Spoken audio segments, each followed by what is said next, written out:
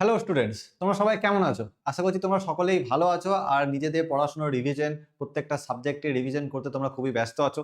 তোমাদের হাতে পর্ষদের দ্বারা যে টেস্ট পেপার হয় সেটা কিন্তু তোমাদের হাতে চলে এসেছে। তার সাথে সাথে আমাদের হাতেও কিন্তু চলে এসেছে এই যে। আর এইটারও সলিউশন করাবো না তাই বলে কি হয়, এটারও আমরা সলিউশন শুরু করে দিয়েছি অলরেডি। আর তোমরা যে দেখছো, তোমরা হয়তো ফেসবুক থেকে দেখছো অথবা তোমরা আমাদের ক্যারিয়ার দিশারি একাডেমি মেন চ্যানেল থেকে দেখছো, তো তোমরা এই চ্যানেল থেকেও দেখতে পারো। আমাদের পরবর্তীকালে সমস্ত 9-10 সব ভিডিওগুলো আমাদের ক্যারিয়ার দিশারি 9-10 ইউটিউব চ্যানেলে ছাড়া হবে। তোমরা যদি ফেসবুক থেকে দেখছো তাও তোমাদেরকে বলছি, তোমরা কি করবে, ইউটিউবে যাবে আর লিখবে সিডিএ 910 লিখলে কিন্তু এই চ্যানেলটা তোমাদের সামনে চলে আসবে। এই চ্যানেলটাকে তোমরা কিন্তু সাবস্ক্রাইব করে দেবে, তার সাথে সাথে তোমরা প্রত্যেকটা ভিডিওকে ওয়াচ করে লাইক করে দেবে। কারণ এই মুহূর্তে তোমাদের কেমন অবস্থা বলো তো, ওই যে বেডের মধ্যে এক গুচ্ছে সব বইগুলো খুঁজে এইটা একবার পড়বো, ওইটা একবার পড়বো, ওইটা একবার পড়বো, এরকম অবস্থা তোমাদের। তো এইসব অবস্থা যাতে তোমাদের না হয় তার জন্য কিন্তু এই যে এতগুলো ভিডিও আছে, প্রত্যেকটা দেখো আমাদের ভূগোল, গণিত, জীবন বিজ্ঞান তো আমি নিচ্ছি সমস্ত কিছু। তোমাদের আশিস স্যার আছে, বিপ্রদীপ স্যার আছে, সবাই কিন্তু তোমাদের সাহায্য করতে একদম তৎপর হয়ে উঠেছে। তোমাদেরকে জাস্ট কি করতে হবে, ভিডিওগুলোকে দেখে নিতে হবে, ভিডিওগুলোকে বন্ধুদের সাথে একটু শেয়ার করে দিতে হবে। আর তোমাদের প্রত্যেকটা ভিডিওকে একদম প্রথম থেকে শেষ অবধি দেখে নিতে হবে। কারণ আমরা কি করছি, আমরা এরকম স্পিড রান করছি না যে একটা এটার উত্তর এটাই হয়ে যাবে, এটার উত্তর এটাই হয়ে যাবে, এরভাবে বলে দিচ্ছি না। আমরা প্রত্যেকটা অপশনটাকে কি করছি, আরো বেশি করে ডিসকাস করে দিচ্ছি, আরো একটু ডিপে বুঝিয়ে দিচ্ছি, যাতে তোমাদের কনসেপ্টটা আরো ক্লিয়ার হয়ে যায়। এর পরবর্তীকালে তোমাদের ওয়ান শট ভিডিওগুলো আসবে, যেখানে সাজেশন দেবো যে কোন কোয়েশ্চেনগুলো আসতে পারে না পারে। তো এই ব্যাপারগুলো থাকবে। তো তোমাদের কি করতে হবে, দেখো আমরা এখন পর্ষদ টেস্ট পেপার সলিউশন করছি। আমাদের কাছে এখনো এবিটি অলরেডি আমরা করেছি, দেখো এবিটিও আছে আমাদের কাছে এখানে ডাব্লিউবিএইচও আছে। তোমরা যেটা বলবে সেটা আমরা সলিউশন করাবো, তোমাদেরকে জাস্ট কমেন্ট করে জানাতে হবে। তো তোমরা সেরকম হিসাবে কমেন্ট করে জানাবে, ঠিক আছে? চলো আমরা শুরু করছি আজকে। আজকে আমরা এই যে আজকে আমরা শুরু করব বনশঙ্কা হাই স্কুল। তোমাদের এই যে পর্ষদের টেস্ট পেপারটা পেয়েছি আমি, তো এখানে আজকে আমরা শুরু করব বনশঙ্কা হাই স্কুল 312 পাতা। এই 312 পাতাটা আমরা এখানে সলভ করব। তার সাথে সাথে আমরা যে একটা টেস্ট পেপার রয়েছে, শুধু এই যে একটা টেস্ট পেপার করব তা নয়, আমরা কিন্তু এর সাথে সাথে প্রত্যেকটা অপশনকে ডিসকাস করবো যে কেন এটার অ্যান্সার হলো না।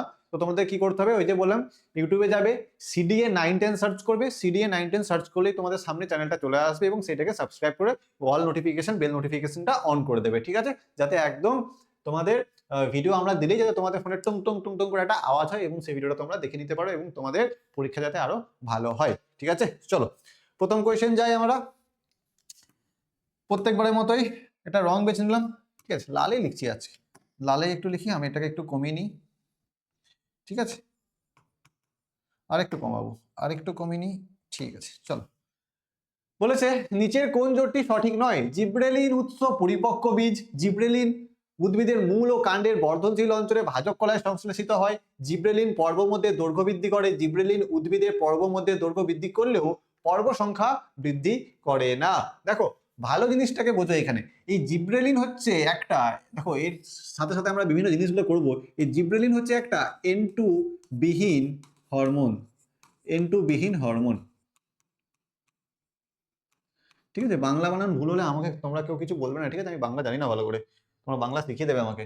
দেখো জিব্রেলিনের উৎস হচ্ছে, দেখো জিব্রেলিন হচ্ছে এক ধরনের N2 বিহীন হরমোন। এর সবথেকে যে প্রধান কাজ, এর সবথেকে প্রধান কাজ হচ্ছে বীজের সুপ্ত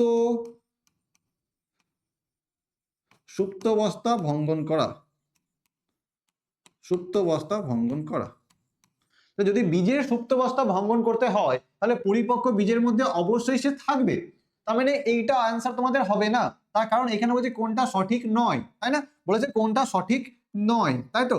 তাহলে এখানে অবশ্যই পরিপক্ক বীজের মধ্যে জিব্রেলিন থাকবে। আচ্ছা, জিব্রেলিনের আরেকটা খুব ভালো জিনিস আছে, সেইটা হচ্ছে এই জিব্রেলিনের আরেকটা ভালো জিনিস হচ্ছে সে কি করে, বোল্টিং করে। কি করে?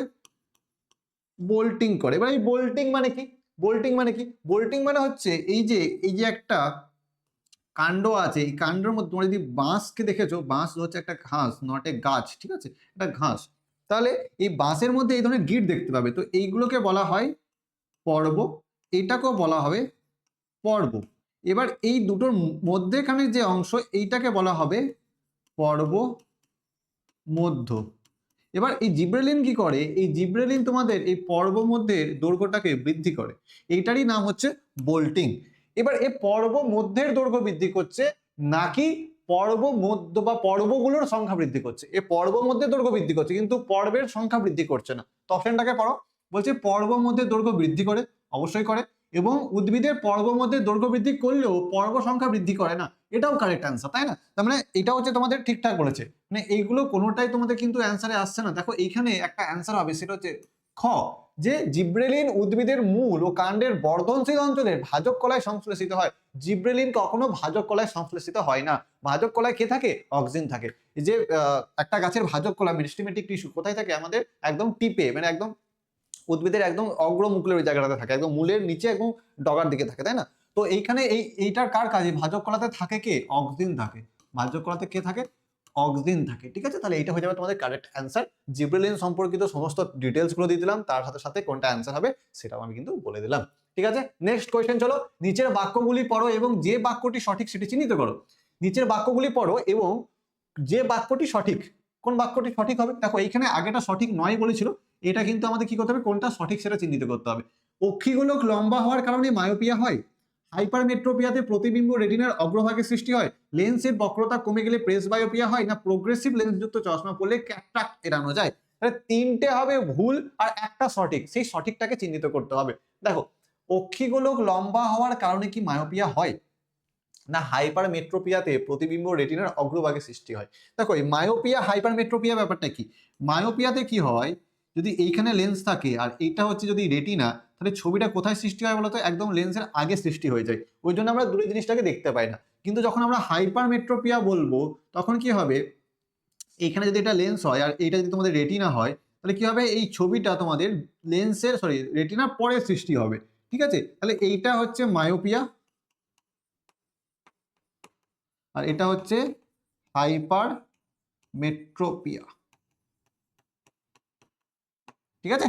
এটা হাইপারমেট্রোপিয়া। তাহলে দেখো এইখানে বলেছে যে হাইপারমেট্রোপিয়াতে প্রতিবিম্ব রেটিনার অগ্রভাগে সৃষ্টি হয়, কিন্তু রেটিনার অগ্রভাগে তো সৃষ্টি হচ্ছে না, রেটিনার বাইরে সৃষ্টি হচ্ছে। তার মানে এটা তো অলরেডি ভুল আছে, তার মানে এটা তো কোনো রকম অ্যান্সার হলো না।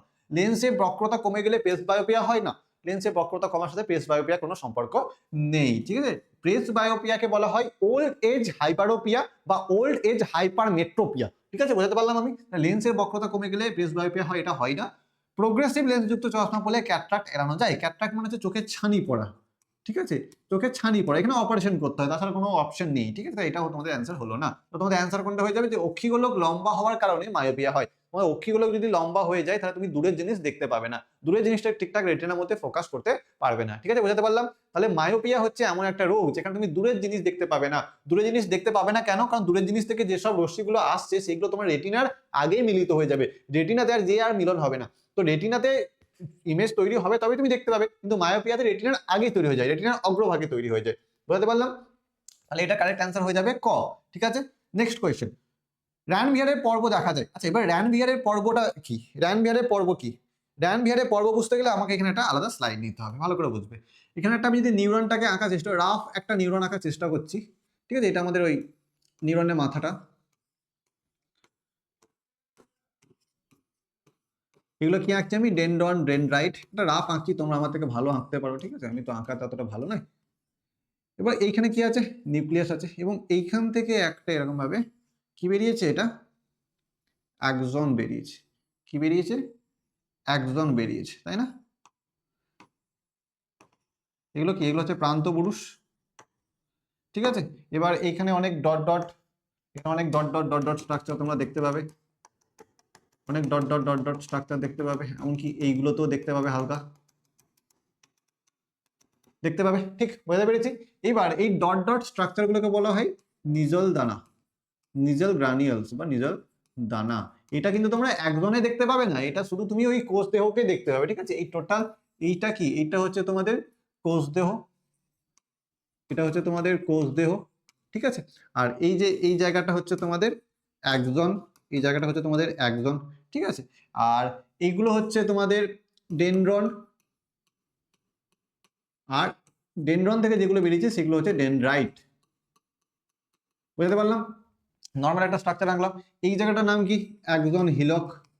এই জায়গাটার নাম হচ্ছে একজন, একজন হিলক, ঠিক আছে? ঠিক আছে, এইবার এইখানে দেখো ভালো করে, এখানে কয়েকটা জিনিস আমি আঁকবো। এই যে আমাদের একজনটা রয়েছে, একজনের এরকম ভাবে ওপর দিয়ে একটা কি থাকে? না মায়োলিন কভার থাকে। কি বললাম? একজনের ওপরে এরকম ভাবে মায়োলিন কভার থাকে, যেটাকে আমরা মায়োলিন সিদ বলি। ঠিক আছে, এবার যে নিউরনগুলোর মধ্যে মায়োলিন কভার থাকবে বা মায়োলিন সিদ থাকবে তাদেরকে বলা হবে মেডুলেটেড নিউরন বা মাইলিলেটেড নিউরন, আর যাদের মধ্যে মায়োলিন সিদ থাকবে না তাদেরকে বলা হবে নন মেডুলেটেড। তাহলে এইটাকে কি বললাম আমি, এটাকে বলা হবে মায়োলিন সিদ, এটাকে বলা হবে মায়োলিন সিদ।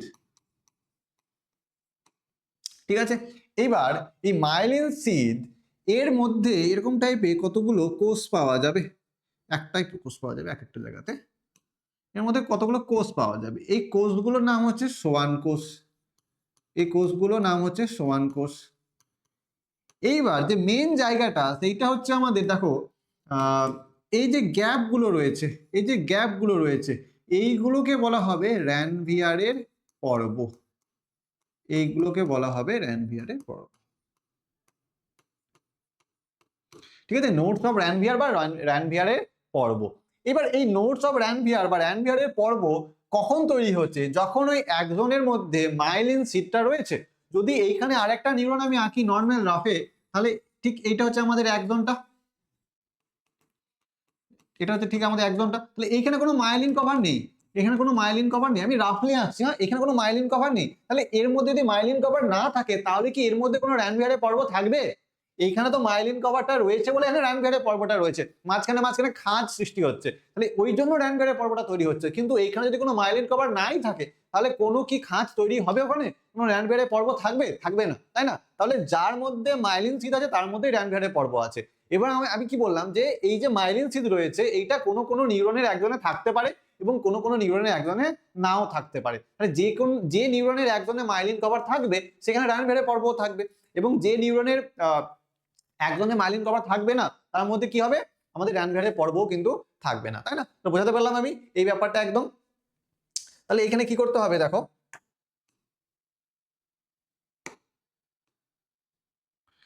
আমি ভালো করে লিখিয়ে দিচ্ছি, হ্যাঁ ঠিক আছে চলো। এবার কোয়েশ্চেনটাকে ভালো করে পড়ো এখানে, যে র্যানভিয়ারের পর্ব দেখা যায়, র্যানভিয়ারের পর্ব কোথায় দেখা যায়, র্যানভিয়ারের পর্ব কোথায় দেখা যায়? সকল নিউরনের একজনে না, সকল নিউরনের একজনে দেখা যায় না, সকল নিউরনের ডেনড্রনে তো র্যানভিয়ারের পর্ব দেখাই যাবে না, কিছু নিউরনের একজনে, হ্যাঁ কিছু নিউরনের একজনে, ডেনড্রনে তো এমনিতেও দেখা যায় না। ঠিক আছে, তাহলে যেসব নিউরনের একজনে মাইলিন সিদ থাকবে সেই সব নিউরনের কিন্তু র্যানভিয়ারের পর্ব থাকবে। যদি আমি তোমাকে কোয়েশ্চেন করি, যে এর মধ্যে সিগন্যালটা তাড়াতাড়ি পৌঁছাবে না এই নিউরনটার মধ্যে নিউরনটা তাড়াতাড়ি পৌঁছাবে, মানে বলতে চাইছি যে মেডুলেটেড নিউরনের মধ্যে সিগন্যাল তাড়াতাড়ি ট্রান্সফার হবে না নন মেডুলেটেডের মধ্যে, তোমাদের অ্যান্সার হবে যে মেডুলেটেড যার মধ্যে আছে, যে নিউরনটার মধ্যে সেইটার মধ্যে কিন্তু খুব তাড়াতাড়ি সিগন্যালগুলো ট্রান্সফার হবে। তার কারণ এইখানে সিগন্যালটা জাম্প করে করে যাবে, একবার প্রথমে এখান থেকে এসে এইখানে ঢুকবে, আবার দেন এইখানে, দেন এইখানে, এভাবে জাম্প করতে করতে যাবে। ঠিক আছে, তুমি দৌড়াবে আর একজনের ঝাঁপাবে, তাহলে কে বেশি তাড়াতাড়ি যাবে? যে ঝাঁপাবে সে তাড়াতাড়ি বেশি যাবে। ঠিক আছে, বোঝাতে পারলাম? নেক্সট কোশ্চেন চলে আসো, মাইক্রোটিবিউল সংক্রান্ত নিচের কোন কাজটি সঠিক তা স্থির করো। মাইক্রোটিবিউলস কি করে? মাইক্রোটিবিউলস তোমাদের বেমতন্তু গঠন করে। কাদের মধ্যে গঠন করে মাইক্রোটিবিউলস? কাদের মধ্যে বেমতন্তু গঠন করে? উদ্ভিদের মধ্যে। উদ্ভিদদের মধ্যে বেমতন্তু কে গঠন করে? অনুনালিকা বা মাইক্রোটিবিউলস। মাইক্রোটিবিউলসকে বাংলাতে অনুনালিকা বলা হয়। আচ্ছা, প্রাণীদের মধ্যে কে গঠন করে? প্রাণীদের মধ্যে কে গঠন করে না, সেন্ট্রোজোম। কে গঠন করে? সেন্ট্রোজোম। আচ্ছা, প্রাণীদের মধ্যে যে বেমতন্তু গঠন হয় তাকে কি বলে? তাকে বলে অ্যাস্ট্রাল। তাকে কি বলে? অ্যাস্ট্রাল রশ্মি, তাই না? অ্যাস্ট্রাল রে বা অ্যাস্ট্রাল রশ্মি। আর উদ্ভিদেরটাকে বলা হয় অ্যানাস্ট্রাল। উদ্ভিদেরটাকে বলা হয় অ্যানাস্ট্রাল। ঠিক আছে, মনে থাকবে, প্রাণী হচ্ছে অ্যাস্ট্রাল, উদ্ভিদের হচ্ছে অ্যানাস্ট্রাল। উদ্ভিদের মধ্যে কে বেমতন্তু তৈরি করে? উদ্ভিদের মধ্যে তৈরি করে তোমাদের হচ্ছে অনুনালিকা, আর প্রাণী কোষের কে তৈরি করে সেখানে হচ্ছে সেন্ট্রোজোম বা সেন্ট্রিওল। নেক্সট কোয়েশ্চেন চলে এসো, নিচের কোনটি উদ্ভিদ কোষের সাইটোকাইনেসিসের বৈশিষ্ট্য নয় তা শনাক্ত করো। উদ্ভিদ কোষের সাইটোকাইনেসিস কিসের মাধ্যমে তৈরি হয় না, কোষপাত বা সেল প্লেট গঠনের মাধ্যমে তৈরি হয়। আর প্রাণী কোষে কিসের মধ্যে তৈরি হয়? যে ক্লিভেজ বা কন্ট্রাকটাইল রিং বা ফিউরো গঠনে বা খাঁজ গঠনের মাধ্যমে তৈরি হয়। তাহলে দেখো এখানে কোষপাত গঠনের মাধ্যমে ঘটে, হ্যাঁ ঘটে। টেলোফেজ দশায় শুরু হয়, হ্যাঁ টেলোফেজ দশাতেই শুরু হবে। ক্লিভেজ পদ্ধতিতে ঘটে না, ক্লিভেজ পদ্ধতিতে কিন্তু উদ্ভিদ কোষের সাইটোকাইনেসিস হয় না। সাইটোকাইনেসিস মানে কি? যে সাইটোপ্লাজমটাকে দুভাগে ভাগ করবে, তাই না? ক্যারিওকাইনেসিস মানে হচ্ছে যে নিউক্লিয়াসটাকে ভাঙবে দুভাগে, এবং সাইটোকাইনেসিস মানে হচ্ছে যে সাইটোপ্লাজমটাকে ভাঙবে। তো উদ্ভিদ কোষের সাইটোপ্লাজমে কি হচ্ছে না কোষপাত গঠনের মাধ্যমে হচ্ছে, ক্লিভেজের দ্বারা কিন্তু হয় না। এবং এটাও কিন্তু ঠিক, গোলগি বস্তু থেকে ক্ষরিত পদার্থ কোষপাত গঠন করে। কিন্তু এখানে অ্যান্সার যেহেতু কোনটা নয় বলেছে, তাহলে আমাদের অ্যান্সার হয়ে যাবে গ। ঠিক আছে, আমাদের অ্যান্সার হয়ে যাবে গ। আশা করছি বোঝাতে পেরেছি। চলো নেক্সট কোয়েশ্চেনে যাওয়া যাক। নিচের কোন জোটটি সঠিক তা নির্বাচন করো। নিচের কোন জোটটি সঠিক বলেছে, তাই না? কোনটা সঠিক বলেছে? সাইটোসিন ও ইউরাসিল পিউরিন ক্ষারক, অ্যাডেনিন গুয়ানিন পিউরিন ক্ষারক, অ্যাডেনিন গুয়ানিন পিরিমিডিন ক্ষারক, থাইমিন সাইটোসিন পিউরিন ক্ষারক। তাহলে আগে বুঝে নাও এখানে পিউরিন পিরিমিডিনের ব্যাপারটা আগে ভালো করে এখানে বুঝে নাও। ঠিক আছে, তাই না? তাহলে আমাদের আছে এখানে পিউরিন। আচ্ছা, পিউরিন কতগুলো আছে আমাদের? পিউরিন আছে অ্যাডেনিন আর গুয়ানিন। আচ্ছা, পিরিমিডিন কতগুলো আছে? পিরিমিডিন কতগুলো আছে? না, থাইমিন, সাইটোসিন আর ইউরাসিল। থাইমিন, সাইটোসিন আর ইউরাসিল। আচ্ছা, এইবার এই ইউরাসিলটা কোথায় থাকে? এই ইউরাসিলটা থাকে আরএনএ তে। ইউরাসিলটা থাকে আরএনএ তে। কার পরিবর্তে থাকে? না, থাইমিনের পরিবর্তে থাকে। অ্যাকচুয়ালি ডিএনএ তে যখন তুমি দেখবে তখন পাবে এ ডাবল বন্ড টি আর G triple bond C. A সবসময় থাইমিনের সাথে বন্ড করবে, অ্যাডেনিন থাইমিন, আর জি সবসময় সাইটোসিনের সাথে বন্ড করবে। কিন্তু তুমি যখন আরএনএ তে দেখবে, আরএনএ তে কিন্তু তুমি এই থাইমিনটাকে পাবে না। এই থাইমিনের বদলে তুমি কি পাবে? ইউরাসিল পাবে। থাইমিনের বদলে এখানে তুমি ইউরাসিল পাবে। বোঝাতে পারলাম? হ্যাঁ কি না? তাহলে এই পিউরিন ক্ষারকটা কে? পিউরিন ক্ষারকটা হচ্ছে অ্যাডেনিন আর গুয়ানিন। তাহলে এইটা হচ্ছে তোমাদের কারেক্ট অ্যান্সার, অ্যাডেনিন আর গুয়ানিন। বুঝতে পারলাম? চলো নেক্সট। ক্যাপিটাল বি স্মল বির সংকরায়নে উৎপন্ন হেটেরোজাইগাস ও হোমোজাইগাস গিনিপিগের অনুপাত হলো। আচ্ছা, এইটা আমরা আগে একটা ক্রস করব, ক্রস না করলে তোমরা বুঝতে পারবে না। ঠিক আছে, এর সাথে কার? এর সাথে হচ্ছে তোমাদের এই যে। আচ্ছা, যদি তোমাদেরকে জিজ্ঞাসা করি যে স্মল বি ক্যাপিটাল বি কি ডিনোট করছে, নাম বলবে ক্যাপিটাল বি মানে হচ্ছে কালো। কার? গিনিপিগের রং কালো, আর স্মল বি হচ্ছে সাদা। তাহলে এইটা হচ্ছে পিওর একদম সাদা, তাই না? এটা হচ্ছে পিওর সাদা রং, আর এইটা হচ্ছে কালো। কেন কালো? কারণ এই ক্যাপিটাল বিটা হচ্ছে প্রকট, আর স্মল বিটা হচ্ছে প্রচ্ছন্ন। তার প্রচ্ছন্ন সবসময় সমসংকর অবস্থাতে বা হোমোজাইগাস অবস্থাতে প্রকাশ পায়, আর আমাদের প্রকট তোমাদের হোমোজাইগাস অবস্থাতেও প্রকাশ পায়, তার সাথে সাথে হেট্রোজাইগাস অবস্থাতেও প্রকাশ পায়। তাহলে এখানে ক্রসটা করো, এরকম হচ্ছে ঠিক। আচ্ছা, এর সাথে আবার এর মেলাও, এইখানেও সেই একই ব্যাপারটা দাঁড়াচ্ছে। এর সাথে এটা মেলাও, সরি এখানে সাদা পেলাম আমি, আর এখানে এটা মেলালো আমরা সাদা পেলাম। তো দেখলাম এইটা কালো, এটা কালো, এটা সাদা, এটা সাদা, মানে দুটো কালো দুটো সাদা, মানে 2:2 কেটে কেটে দিলে 1:1 হয়ে যাবে। 1:1 কোথাও অ্যান্সার রয়েছে এখানে? এই তো অ্যান্সার রয়েছে 1:1, তোমাদের অ্যান্সার এখানে রয়েছে। বোঝাতে পারলাম? কিভাবে করলাম বোঝাতে পারলাম আমি? যে এইটার সাথে ক্রসটা করে দেবে। ক্রসটা করলে কি হচ্ছে দেখো, একটা দুটো কালো উৎপন্ন হচ্ছে আর দুটো সাদা উৎপন্ন হচ্ছে, তার মানে দুটো সাদা দুটো কালো উৎপন্ন হচ্ছে। তোমাদের কোয়েশ্চেনে ওটাই চেয়েছে যে কতগুলো হেটেরোজাইগাস কতগুলো হোমোজাইগাস গিনিপিগের অনুপাত। তাহলে হেটেরোজাইগাস আর হোমোজাইগাস, তাহলে এইটা একটা হেটেরোজাইগাস, এটা একটা হেটেরোজাইগাস, এটা একটা হোমোজাইগাস, এটা একটা হোমোজাইগাস, দুটো হেটেরোজাইগাস দুটো হোমোজাইগাস উৎপন্ন হয়েছে, দুটো কালো দুটো সাদা উৎপন্ন হয়েছে, তাই না? তাহলে এটা হয়ে যাচ্ছে 2:2, আর 2:2টা মানে হচ্ছে যে 1:1। ঠিক আছে, বোঝাতে পেরেছি আমি? নিচের কোনটি এক্স ক্রোমোজোম বাহিত জিন ঘটিত বৈশিষ্ট্য তা স্থির করো। আচ্ছা, আমাদের সিলেবাসে 3টে জিন ঘটিত রোগ আছে, তার মধ্যে দুটো হচ্ছে এক্স লিঙ্ক হচ্ছে এক্স ক্রোমোজোম বাহিত, আর একটা হচ্ছে আমাদের অটোজোম বাহিত, তাই না? তাহলে এখানে কি হচ্ছে দেখো, যে এক্স এক্স লিঙ্ক যে রোগগুলো ছিল তার মধ্যে ছিল হিমোফিলিয়া আর বর্ণান্ধতা, তাই না? তাহলে এখানে হিমোফিলিয়া বর্ণান্ধতার মধ্যে যেকোনো দুটো তুমি যেকোনো একটা দেখতে পেলে হয়ে যাবে, সেটা হচ্ছে এইটা। তাহলে বাদ বাকি এই থ্যালাসেমিয়া হচ্ছে অটোজোম বাহিত, চোখের রং হচ্ছে অটোজোম বাহিত, পূর্বপুরুষের কর্ণসূত্র হচ্ছে অটোজোম বাহিত। তাহলে এইগুলো হচ্ছে সব অটোজোম বাহিত। একমাত্র হিমোফিলিয়া বা এখানে বর্ণান্ধতা যদি দিয়ে দিত তাহলেও কিন্তু একই উত্তর হতো। ঠিক আছে, বুঝতে পারলাম? এবার বলেছে X small H plus X small H আর এক্স স্মল এইচ ওয়াই এর এরূপ মাতা ও পিতার মধ্যে ক্রস করলে কত শতাংশ হিমোফিলিক পুত্র ও কন্যা হতে পারে? আচ্ছা, এটা ক্রসটা আমি তোমাদেরকে ভালো করে শিখিয়েছিলাম। তাহলে কোয়েশ্চেনে কি আছে? X small H plus x H. তাহলে কি বলেছে? এক্স স্মল এইচ প্লাস আর এক্স স্মল এইচ এর সাথে কার ক্রস করতে বলেছে, এর সাথে কার ক্রস করতে বলেছে, এখানে ক্রস করতে বলেছে X small H Y, X small H Y. ভালো করে বোঝো, এবার ভালো করে বুঝবে। হ্যাঁ, যদি আমরা হিমোফিলিয়া ব্যাপারটাকে ভালো করে বুঝি, তাহলে হিমোফিলিয়ার ক্ষেত্রে এই ক্যাপিটাল এইচটা হচ্ছে তোমাদের প্রকট, আর স্মল এইচটা হচ্ছে প্রচ্ছন্ন। স্মল এইচটা মানে হচ্ছে প্রচ্ছন্ন, তাই না? এইবার স্মল এইচটা যখন একটা ক্যাপিটালের সাথে থাকবে, তখন সেটা হয়ে যাবে কি, তখন সেটা হয়ে যাবে যেটা প্রকট সেটা মানে সেটা প্রকাশ পাবে। যদি একটা ক্যাপিটাল এইচ এর সাথে একটা স্মল এইচ থাকে, সে বাহক হবে।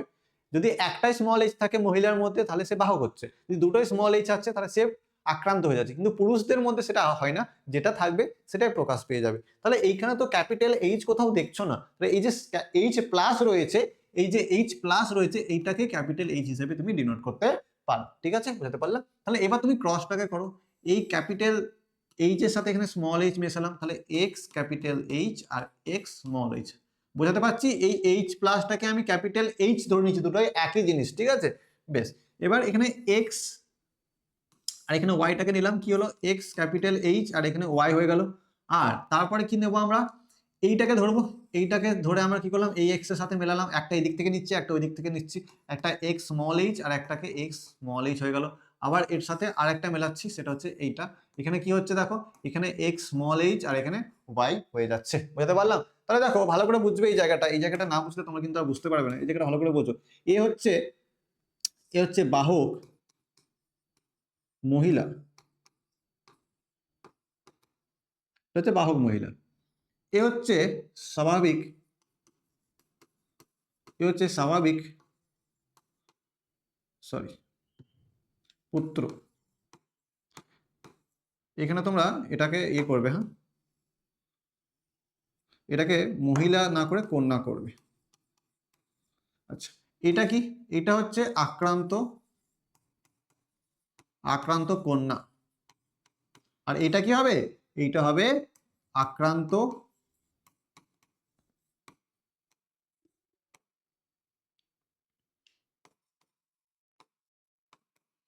আক্রান্ত পুত্র। ঠিক আছে, এটা বোঝা যাচ্ছে তো, পুত্র?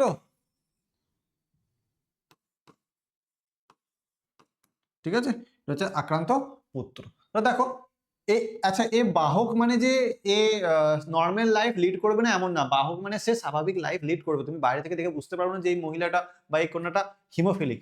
তোমাদের দেখে কিন্তু এটা স্বাভাবিকই মনে হবে, কিন্তু ভেতরে ভেতরে তার মধ্যে একটা প্রচ্ছন্ন জিন আছে। ঠিক আছে, সেটাই কিন্তু একটা প্রজন্ম থেকে আরেকটা প্রজন্মে বহন হবে। তাহলে এখানে কি হচ্ছে, X capital H, X small H, X capital H Y, X H মানে দুটোই স্মল, আর এখানে এটা। তাহলে কটা হচ্ছে, এখানে কোয়েশ্চেনে তোমাদের কি চেয়েছে, যে ক্রস করলে কত শতাংশ হিমোফিলিক পুত্র কন্যা হতে পারে, কত শতাংশ হিমোফিলিক পুত্র কন্যা হতে পারে। তাহলে দেখো, এটা স্বাভাবিক, এটাও স্বাভাবিক, মানে বাহক স্বাভাবিক, তাহলে দুটো আক্রান্ত, তাহলে 100%-এর মধ্যে দুটো আক্রান্ত মানে হচ্ছে 50% উত্তর তোমাদের। 50% আক্রান্ত, তাহলে 50% কোথাও অপশন রয়েছে? দেখো 50% কোথাও অপশন রয়েছে, 50% তো অপশন এরকম ভাবে নেই। তাহলে আমাদের জিনিসটা এখানে আরেকটু বুঝতে হবে, সেটা হচ্ছে যে একটা কন্যা আক্রান্ত হয়েছে আর একটা পুত্র আক্রান্ত হয়েছে। তাহলে 25% কন্যা আক্রান্ত আর 25% পুত্র আক্রান্ত।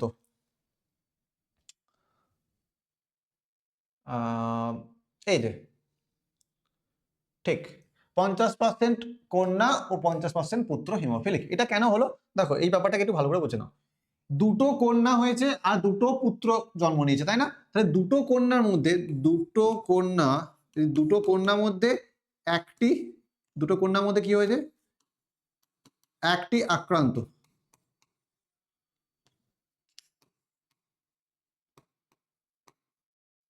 দুটি কন্যার মধ্যে একটি আক্রান্ত, তাই না? তাহলে কি হচ্ছে, 100%-এর মধ্যে 50% কি হয়েছে, আক্রান্ত হয়েছে। এরকম ভাবে তোমাদের হিসাবটা করতে হবে।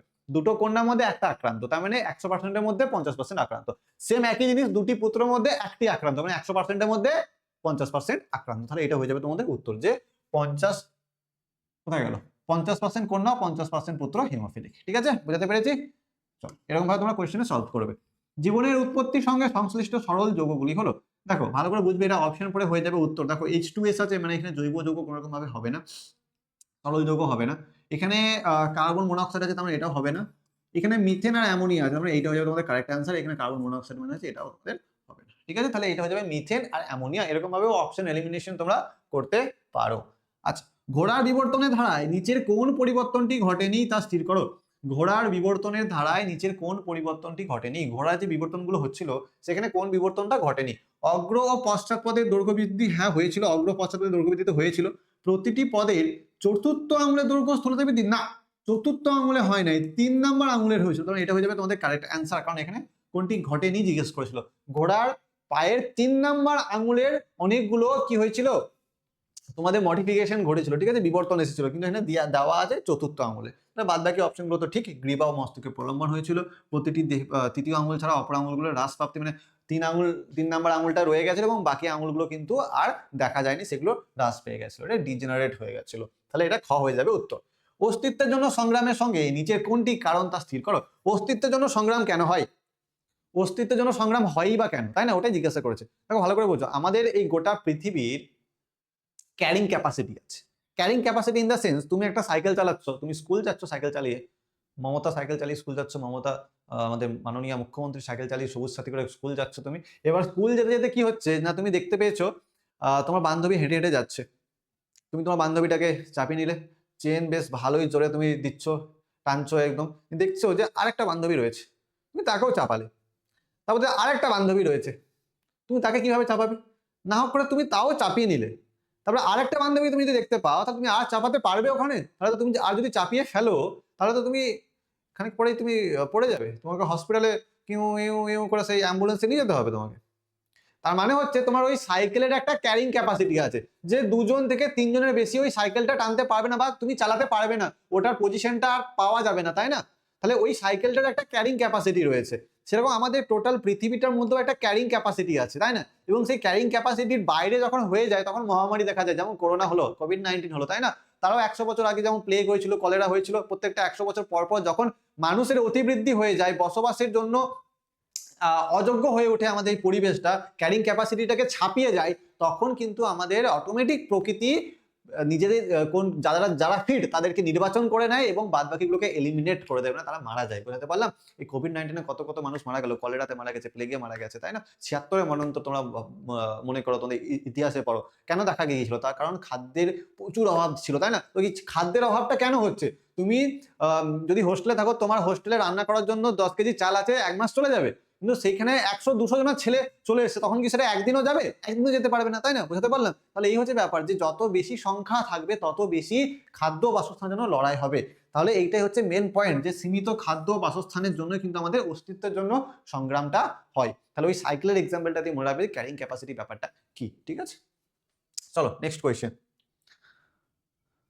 নিচের কোনটি নাইট্রিফিকেশন ধাপের সঙ্গে সংশ্লিষ্টতা স্থির করো। নাইট্রিফিকেশন আমি বারবার পড়িয়েছিলাম যে এইখানে থাকবে অ্যামোনিয়া, আচ্ছা অন্য কালিতে লিখি, এটা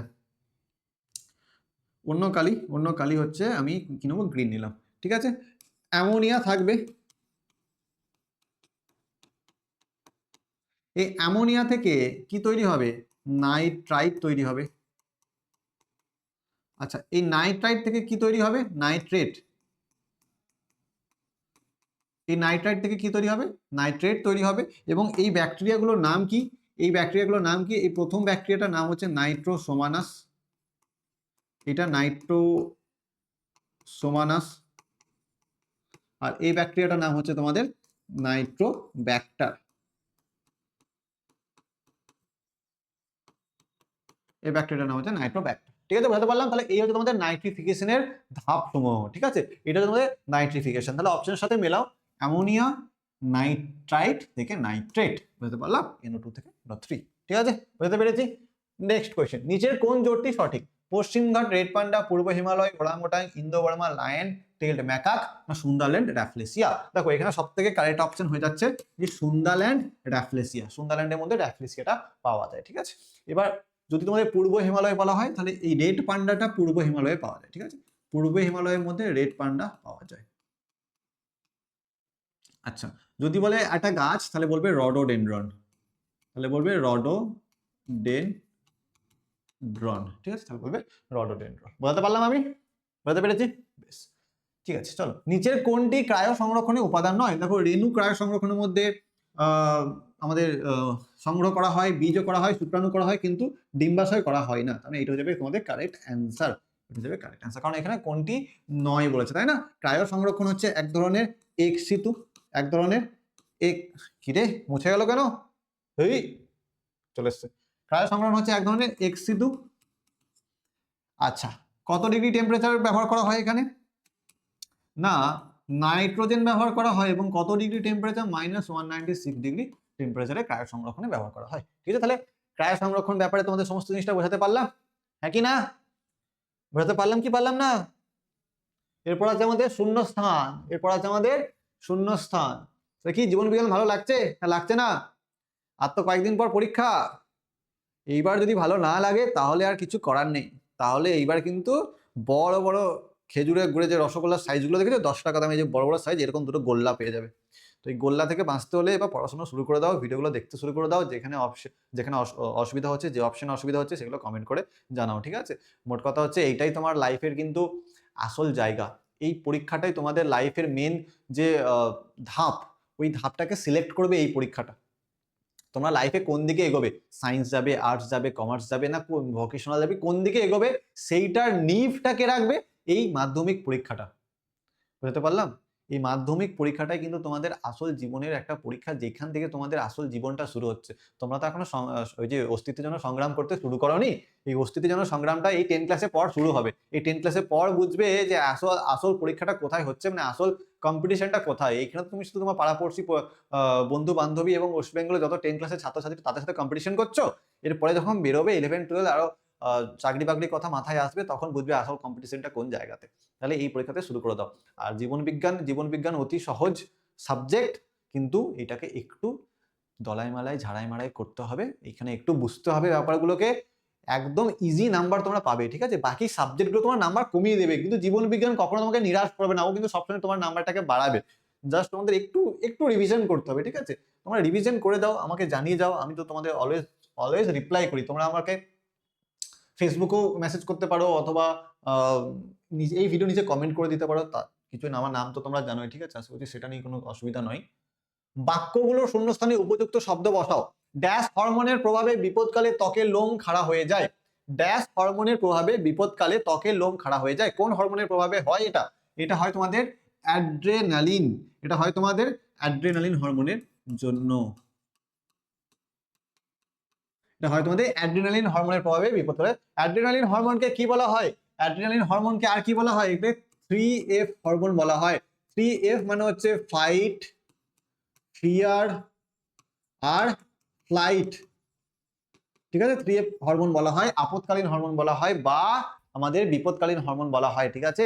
তুমি ধরো তোমার বন্ধুর সাথে মারপিট, বা তুমি কারোর সাথে তোমার মারপিট হয়ে গেছে, তোমার থেকে ও আরো হাট্টা কাট্টা, আমার মতো তুমি পাতলা, আর তোমার সাথে যা লড়াই হয়েছে তুমি সে খুব হাট্টা কাট্টা, তুমি তাকে এক চড় মেরে দিয়েছো। এইবার তোমার কাছে দুটো অপশন আছে, তুমি ওর সাথে আবার লড়াই করবে, না ওর কাছ থেকে তুমি পালিয়ে যাবে। তো তোমার কাছে দুটো অপশন আছে, দুটোর মধ্যে একটা তো তোমাকে করতে হবে, এক তোমাকে মার খেতে হবে, না ওখান থেকে পালাতে হবে, তাই না? তাহলে ওই যে পালানোর সময়, বা ওই তোমার ওর সাথে মারপিট করতেও তোমার সাথে যে শক্তিটা যোগান করবে, সেইটাই হচ্ছে তোমাদের এই যে অ্যাড্রিনালিন হরমোন। বুঝতে পারলাম? এটাই আমাদের অ্যাড্রিনালিন হরমোনের কাজ, এবং এই আমাদের শক্তি যোগায়, হৃদস্পন্দন হার আরো বাড়িয়ে দেয়, আর কি করে আমাদের বিপদ থেকে রক্ষা করে। কুকুর যদি তোমাকে তাড়া করে, তোমাকে কুকুর ধরতে পারবে না ম্যাক্সিমাম টাইম, তার কারণ তুমি কুকুরের থেকে আগে দৌড়াবে। ওই দৌড়ানোর জন্য শক্তিটা কে তোমাকে যোগাবে? অ্যাড্রিনালিন হরমোন যোগাবে। কোথা থেকে নিঃসৃত হয়? এই যে কিডনির মাথায় একটা কি থাকে? কিডনির মাথায় একটা টুপির মতো অংশ থাকে, যার যে গ্রন্থিটার নাম হচ্ছে অ্যাড্রিনাল গ্রন্থি। এই গ্রন্থি থেকে তোমাদের অ্যাড্রিনালিন হরমোন নিঃসৃত হয়, ঠিক আছে? এইবার আরেকটা হরমোনও নিঃসৃত হয়, যেটার নাম হচ্ছে নর অ্যাড্রিনালিন। একটা অ্যাড্রিনালিন, একটা নর অ্যাড্রিনালিন। তাহলে অ্যাড্রিনালিন কি কাজ করে? ওকে হৃদস্পন্দনের হার কমায়? ও কি বিপদে ফেলায়? মানে কি উল্টো কাজ করে? না, এ একই কাজ করে। রামায়ণ পড়েছো? রামায়ণে দেখবে লেখা আছে রাম রাবণের যুদ্ধ হয়েছিল। কি লেখা আছে? তোমরা সবাই জানো রাম রাবণের যুদ্ধ হয়েছিল। লক্ষণ কি করেছিল? লক্ষণ কি যুদ্ধ করেনি? লক্ষণ যুদ্ধ করেছিল, কিন্তু নামটা কার হয়েছে?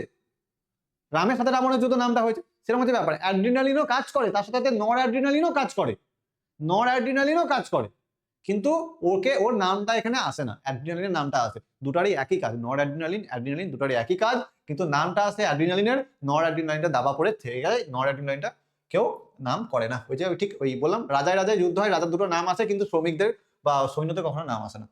ড্যাশ অণুর ঘন কুণ্ডলীকৃত গঠনই হলো ক্রোমোজোম, তাহলে এটা হয়ে যাবে তোমাদের ডিএনএ। ডিএনএ অণুর ঘন কুণ্ডলীকৃত গঠনই হলো ক্রোমোজোম। আচ্ছা এগুলো তোমরা জানো যে এই ডিএনএ গুলো কিভাবে ক্রোমোজোম আকারে স্ট্রাকচার নেয়? নিউক্লিওজোম কাকে বলে? এইগুলো হচ্ছে ধরো এটা হচ্ছে একটা হিস্টোন অক্টামার, এবং একটা ডিএনএ আসে না এখানে, একটা ডিএনএ যদি আসে তো এরকম ভাবে এসে এখানে একটা প্যাঁচ দেবে, এরকম ভাবে প্যাঁচ দেবে, দেন এর নিচে যাবে, এখানে একটা প্যাঁচ দেবে, দেন আবার এর ওপরে যাবে, এখানে একটা প্যাঁচ দেবে, দিয়ে এখান থেকে বেরিয়ে যাবে। এরকম অসংখ্য তুমি গুটি গুটি গুটি গুটি গুটি গুটি স্ট্রাকচার দেখতে পাবে, যেগুলোকে নিউক্লিওজোম বলা হয়। এবং এই নিউক্লিওজোমগুলোকে একদম যদি মাইক্রোস্কোপে দেখো, দেখবে সেই হাড়ের মতো, সেই আমার এখানে মুক্তোর হাড় বা কি বলে ওই যে আরে চাঁদির বা রূপোর হাড়গুলো পড়ানো ছোট ছোট গুটি গুটি গুটি দেখা যায় না, তো বিড অন স্ট্রিং বলে একটা স্ট্রাকচার দেখা যায় মাইক্রোস্কোপের আন্ডারে, ঠিক আছে? তোমার 12th ক্লাসে খুব ভালো করে পড়বে, আমরা ডিটেলস যাচ্ছি না। তখন এইটা যখন ঘনীভূত হয়ে যায় তখন একটা ক্রোমোজোমের আকার নিয়ে নেয়, ঠিক আছে? এই যদি একটা কোষের মধ্যে একটা ডিএনএ কে তুমি যদি খোলো না, তো এই যে দুটো স্ট্র্যান্ড আছে তো ডিএনএ এর মধ্যে, এরকম ভাবে দুটো স্ট্র্যান্ড আছে, এই দুটো স্ট্র্যান্ডটাকে যদি তুমি খোলো না, এর মধ্যে দুটো স্ট্র্যান্ডকে যদি খোলো না, তোমার পা থেকে মাথা অবধি হয়ে যাবে এত বড়, এবং ওটা আছে কোথায়? একটা কোষের মধ্যে, যেটা তুমি খালি চোখে দেখতেও পাও না। এবং ওই খালি চোখের মধ্যে দেখতে না পেলেও ওই নিউক্লিয়াসের ভেতরে আছে, নিউক্লিয়াসটাও তুমি খালি চোখে দেখতে পাও না, বুঝতে পারলাম? তাহলে এতটাই ছোট জিনিস, এমন ভাবে প্যাকিং করা থাকে, ঠিক আছে? স্মল আর ক্যাপিটাল ওয়াই জিনোটাইপ যুক্ত মোটর কাছে ফিনোটাইপ হলো। তাহলে এটা হয়ে যাবে কি?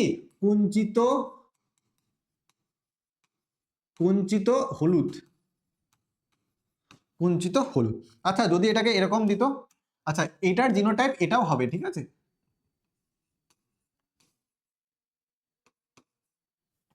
আচ্ছা এটা বড় হাতের ওয়াই আর এটা ছোট হাতের ওয়াই, ঠিক আছে?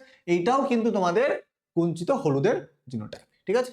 নেক্সট, জীবন উৎপত্তির আদি পর্যায়ে ড্যাশ ছিল কিছু বৃহৎ কোলয়েড, কি ড্যাশ ছিল কিছু বৃহৎ কোলয়েড অণু সমন্বয়, তাহলে এটা হয়ে যাবে তোমাদের কোয়াসারভেট।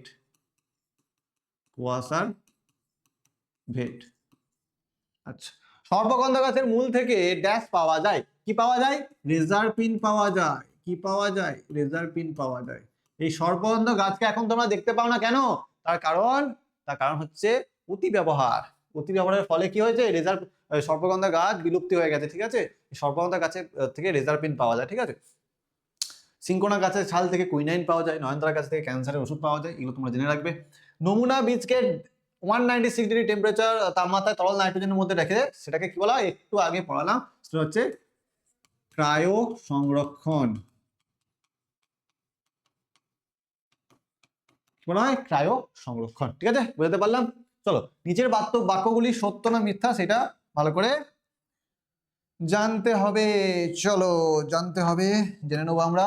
সত্য না মিথ্যা, ট্রু না ফলস?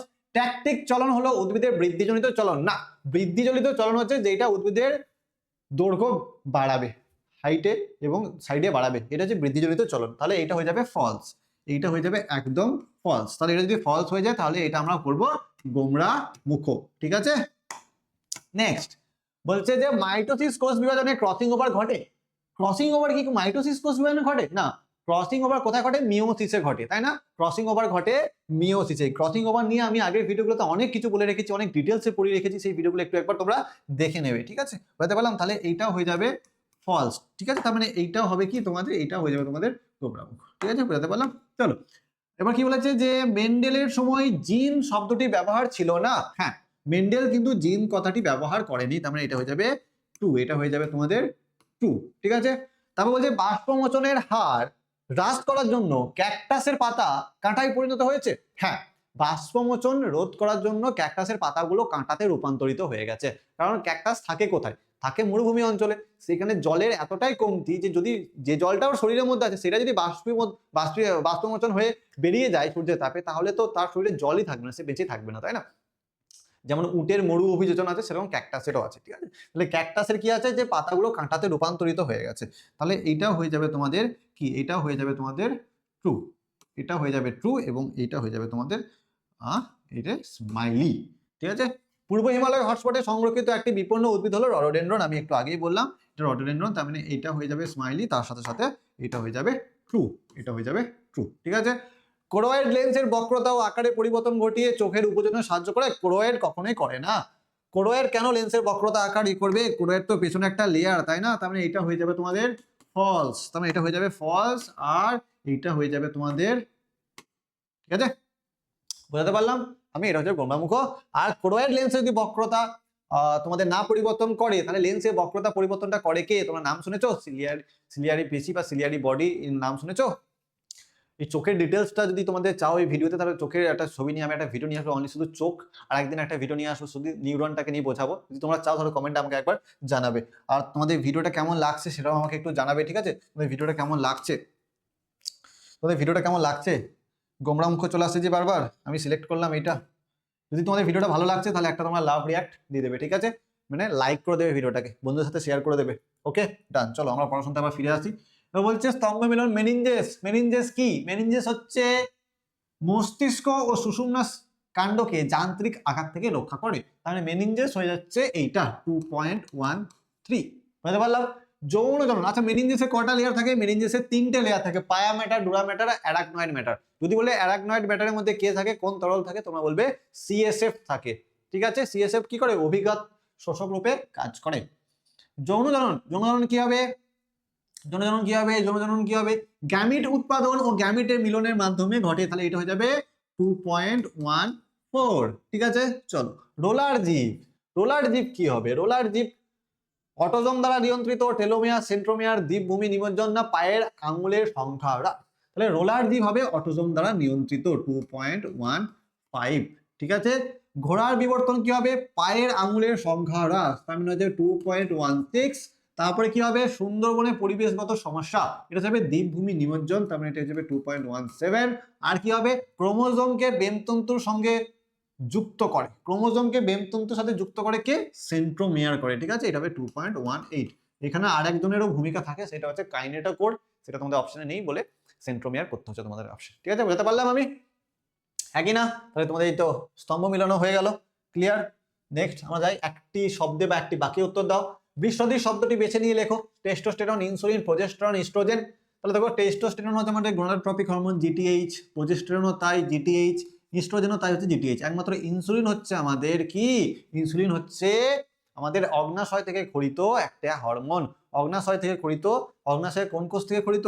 যদি আমরা অগ্নাশয় ব্যাপারটাকে পড়ি ভালো করে, অগ্নাশয় দু ধরনের কোষ হয়, সেটা হচ্ছে একটা আলফা কোষ, একটা বিটা কোষ। এই আলফা থেকে কি বেরোয়? আলফা থেকে গ্লুকাগন বেরোয়, ঠিক আছে?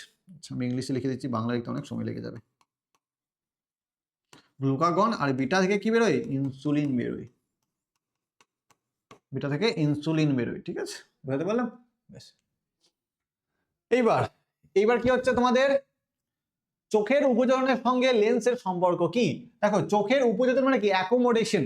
চোখের মধ্যে যদি উপযোজনই না হয়, তাহলে তোমাদের রেটিনাতে ফটোগুলো বা ইমেজগুলো তৈরিই হবে না। মানে ওই লেন্সই কি করে? ওই উপযোজনটা করে।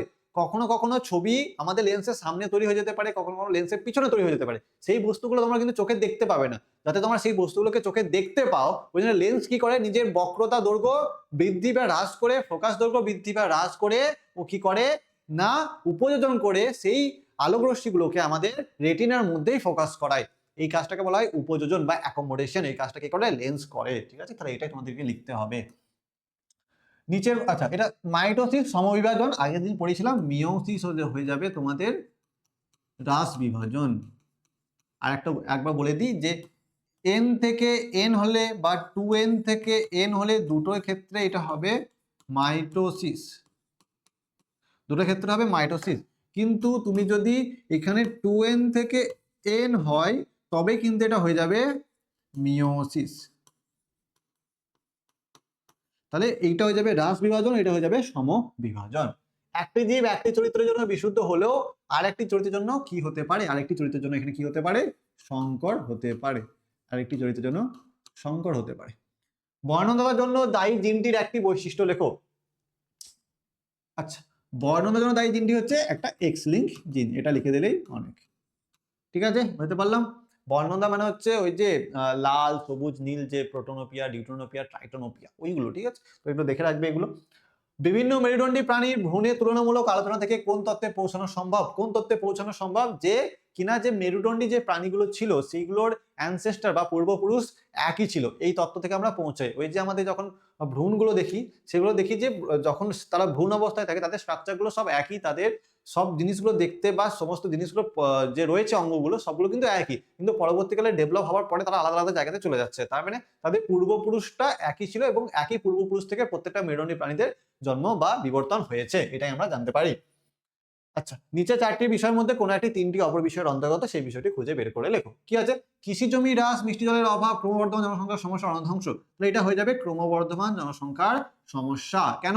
কারণ ক্রমবর্ধমান জনসংখ্যার সমস্যা মানে জনসংখ্যা অতিবৃদ্ধি হচ্ছে, জনসংখ্যা খুব বেড়ে যাচ্ছে, তার ফলে এখানে কি হচ্ছে? কৃষি জমি হ্রাস হয়ে যাচ্ছে। এখন তোমরা যদি গ্রামে থাকো কেউ, এখন যদি তোমরা কেউ গ্রামে থাকো তাহলে কি হবে? তোমরা দেখবে যে ম্যাক্সিমাম যে জমিগুলো চাষ করা হতো সেই জমিগুলোতে এখন বাড়ি ঘর তৈরি করা হচ্ছে। রাস্তার ধারে ধারে বেড়াতে যেতে তখন সেই জমিগুলোকে ধান গাছ লাগানো হতো, কিন্তু সেই ধান গাছের বদলে এখন সিমেন্টের ঘর বানানো হচ্ছে, তাই না? যারা গ্রামে থাকো এই জিনিসটা তোমরা কিন্তু খুব ভালো করে বুঝতে পারবে। তো অবশ্যই সেখানে কি হচ্ছে? যত জনসংখ্যার বৃদ্ধি হচ্ছে তত মানুষের চাহিদা বাড়ছে, তত নগরায়ন হচ্ছে, তত শিল্প স্থাপন হচ্ছে, ইন্ডাস্ট্রি তৈরি হচ্ছে, কলকারখানা তৈরি হচ্ছে, তার সাথে সাথে চাষের জমিগুলোতে বসতি স্থাপন হয়ে যাচ্ছে। তারপরে জলাভূমি নিমজ্জন হয়ে যাবে, জলাভূমিটাকে পুকুরগুলো বুঝিয়ে মানুষ বাড়িঘর তৈরি করে নিচ্ছে, তাই না? তো এই ব্যাপারগুলো বোঝার আছে। তো এইগুলো কিসের জন্য হচ্ছে? জনসংখ্যার সমস্যার জন্য হচ্ছে, ঠিক আছে? এখন এখন তোমরা গ্রামের দিকে যাবে, দেখবে প্রত্যেকটা বাড়িতে কি আছে? মোটর লাগানো আছে। সবাই সুইচ টিপে দেয়, মোটরে জল উঠে যায়, সেই জল ব্যবহার করে। আগে আগে এত হতো না, গ্রামে একটা দুটো টিউবওয়েল থাকতো, সেখান থেকে সবাই জল নিয়ে আসতো। এখন প্রত্যেকটা বাড়িতে আছে, তার ফলে কি হচ্ছে? মিষ্টি জলের যে লেয়ারটা সেটা কিন্তু ভূগর্ভে অনেক নিচে নেমে গেছে, তাই না? তাহলে এত সংখ্যক চাহিদার জন্য, এত চাহিদা কেন? কারণ জনসংখ্যা বৃদ্ধি পাচ্ছে তো ওই জন্য। আর তার ফলে কি হচ্ছে? অরণ্য ধ্বংস হচ্ছে। তোমরা রিসেন্ট জানবে যে সাউথের দিকে কোনো একটা জায়গাতে একটা জঙ্গল ছিল, সেখানে কিন্তু রাতারাতি সেই জঙ্গলটাকে সাফ করে দেওয়া হয়েছে, তাই না? সেই জঙ্গলের পুরো পরিবেশটাই নষ্ট হয়ে গেছে। তার মধ্যে আমাদের অনেক প্রাণী থাকতো, অনেক তোমরা বলতে পারো যে গাছ উদ্ভিদের অনেক প্রজাতি ছিল ওখানে, অনেক পশু, তারপরে অনেক, যাই হোক গোটা পরিবেশটা নষ্ট হয়ে গেছে। তাদের পুরো বাসস্থানটাই ধ্বংস হয়ে গেছে। সেই বাসস্থান ধ্বংস করে কি লাভ হয়েছে ভগবান জানে। বাট এগুলো হয়ে যাচ্ছে কেন? আমাদের যত জনসংখ্যা বৃদ্ধি পাচ্ছে তত বেশি কিন্তু আমাদের চাহিদা বাড়ছে। এই চাহিদাগুলো মেটানোর জন্য আমরা আমাদেরই ক্ষতি করছি, আর কিছু না। ঠিক আছে? জীববৈচিত্র্য হটস্পটের একটা বৈশিষ্ট্য লেখো। এটা বাচ্চাদের কোয়েশ্চেন, এটা যে কাউকে জিজ্ঞেস করলে বলে দেবে। জীববৈচিত্র্য হটস্পট না বায়োডাইভার্সিটি হটস্পটটা এর বৈশিষ্ট্য কি? না সেখানে প্রচুর পরিমাণে এন্ডেমিক প্রজাতি থাকতে হবে। তার মধ্যে প্রচুর পরিমাণে একবার এই ডাটাগুলো তোমরা দেখে নেবে যে প্রচুর পরিমাণে উদ্ভিদের সংবহন কলা বিশিষ্ট, আই থিঙ্ক 1500 কি 15,000 সংবহন কলা বিশিষ্ট উদ্ভিদ থাকতে হবে। তার সাথে সাথে সেই জায়গাতে প্রচুর পরিমাণে পশু, উদ্ভিদ এবং আরো সব যে প্রজাতিগুলো আছে সেগুলো বিপন্ন প্রজাতি বা এন্ডেমিক প্রাণীর সংখ্যা অনেক বেশি হতে হবে, ঠিক আছে? এই হচ্ছে ব্যাপার। তো এই জায়গাটা একবার দেখে নেবে তোমরা। আমি কি বলছে যে এই বাকিগুলো খুব সুন্দরভাবে তোমাদেরকে করিয়ে দিলাম। আর তোমাদেরকে কি বলছি যে তোমরা কমেন্ট করে জানাবে যে আর কি লাগবে তোমাদের, না লাগবে, কারণ আমি এখানে আছি তোমাদেরকে সাহায্য করার জন্য। আমরা এই বইটা যতটা পারবো সলভ করব, তার সাথে সাথে আরো অনেক বই আছে, ওয়ান শট আসবে, তার সাথে রিভিশন আসবে, সাজেশন আসবে, অনেক কিছু তোমার জন্য ওয়েট করছে।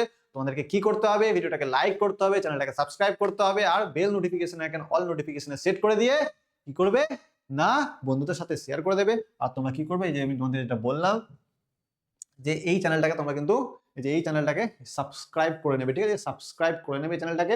কি বলে সার্চ করবে? সিডিএ 910, সিডিএ 910 বলে সার্চ করবে, তাহলে তোমরা পেয়ে যাবে, ঠিক আছে? চলো, আজকের জন্য এটুকুই ছিল। দেখা হচ্ছে নতুন ভিডিওতে নতুন টপিক নিয়ে।